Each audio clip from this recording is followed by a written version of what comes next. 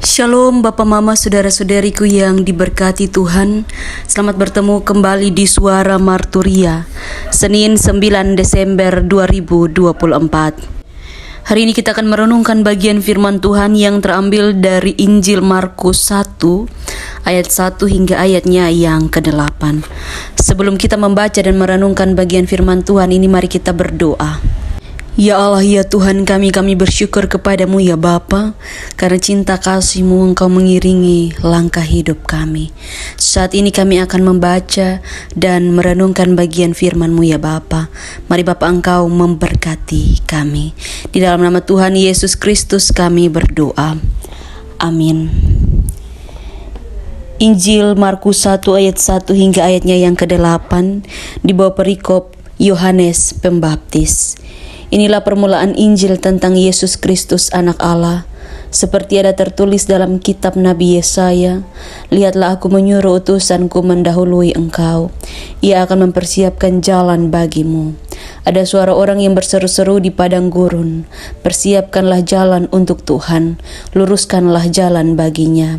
Demikianlah Yohanes Pembaptis tampil di padang gurun dan menyerukan, bertobatlah dan berilah dirimu dibaptis, dan Allah akan mengampuni dosamu. Lalu datanglah kepadanya orang-orang dari seluruh daerah Yudea dan semua penduduk Yerusalem, dan sambil mengaku dosanya mereka dibaptis di sungai Yordan. Yohanes memakai jubah bulu unta dan ikat pinggang kulit, dan makanannya belalang dan madu hutan. Inilah yang diberitakannya, sesudah aku akan datang, Ia yang lebih berkuasa daripadaku, membungkuk dan membuka tali kasutnya pun aku tidak layak. Aku membaptis kamu dengan air, tetapi Ia akan membaptis kamu dengan Roh Kudus. Demikian jauh pembacaan firman Tuhan, dan yang dikatakan berbahagia adalah setiap kita yang tidak hanya membaca firman Tuhan, tapi juga yang mau melakukan firman Tuhan di dalam kehidupan setiap hari. Bapak Mama Saudara-saudariku yang diberkati Tuhan, tema yang menuntun kita di dalam perenungan pada saat ini adalah jalan lurus, jalan pertobatan.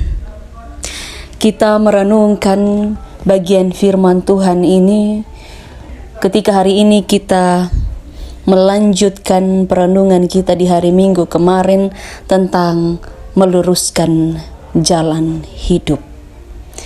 Dan di Minggu Advent ini kita sedang mempersiapkan jalan dan menanti kedatangan Tuhan. Di ayat yang ketiga berkata, persiapkanlah jalan untuk Tuhan, luruskanlah jalan baginya. Tentu kita semua bertanya, apa yang dimaksudkan dengan meluruskan jalan?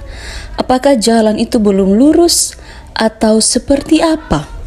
Konteks ketandusan dan kekeringan padang gurun menjadi bagian yang kemudian menggambarkan bagaimana kita ada dan menyambut kedatangan Tuhan. Ketika menyambut kedatangan Tuhan, bukan berarti kita tidak ada di dalam pergumulan kehidupan. Namun ketika kita ada di dalam pergumulan dengan Tuhan, pergumulan itu terus ada di dalam berbagai kemelut dalam hidup ini. Maka dari itu Bapak Mama Saudara-saudariku yang diberkati Tuhan, marilah kita sebagai umat Tuhan, kita luruskan jalan, kita ada di dalam pertobatan kepada Tuhan. Karena melalui berita pertobatan dan pengampunan dosa yang disampaikan, serta pembaptisan di sungai Yordan, kita dapat melihat bahwa jalan itu dipersiapkan dan harus diluruskan. Kita yang mempersiapkan jalan itu, seperti tamu yang akan datang ke rumah kita masing-masing, kita menyiapkannya yang terbaik. Maka dari itu dalam kehidupan kita setiap hari, biarlah apapun yang kita persiapkan ini bukan saja bersifat yang menyenangkan dunia ini, tetapi menyenangkan hati Tuhan. Bapak Mama Saudara-saudariku, biarlah Roh Kudus memberkati setiap kita. Amin.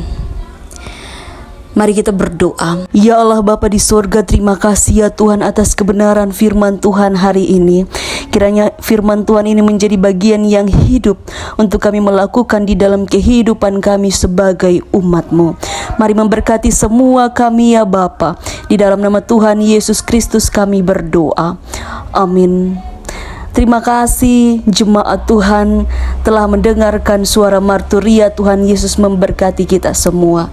Shalom.